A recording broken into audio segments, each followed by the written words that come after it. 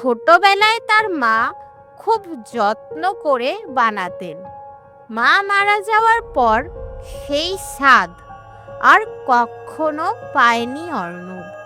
সে বিশ্বাস করত মায়ের হাতের মুড়িঘণ্টেই ছিল তার জীবনের শেষ সুখের স্মৃতি।